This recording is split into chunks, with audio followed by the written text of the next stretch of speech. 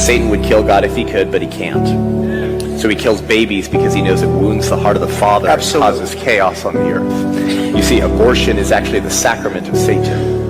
Because abortion says, you must die so I can live. But Christ says, no, I must die so you can live. And chooses to enter human history in a uterus of all locations to redeem mankind from their sins. This is why Peter Kreeft, the Catholic philosopher who's still alive today, spoke more prophetically on the issue of abortion than any Protestant I've ever heard.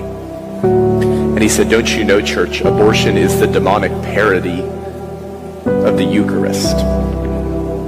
That's why it uses the same holy words. This is my body, but with the opposite blasphemous meaning. Yeah.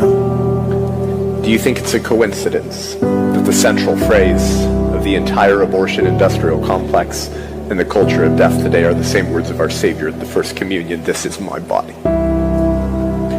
And because Planned Parenthood is not only the largest abortion provider in the world, they're the largest provider of transgender drugs. They call both of those mutilations health care.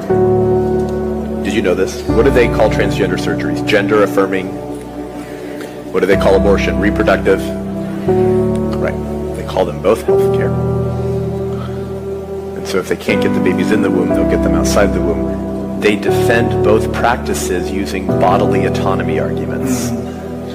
This is my body. Yep. And if I want to kill what's inside of my body, then who cares? Because the serpent told me in Genesis 3, ye shall be as gods. Abortion is the sacrament of the religion of secular progressivism.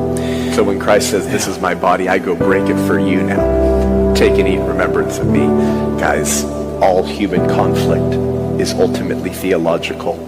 It is not a coincidence that the argument for abortion is quoting the words of our Savior.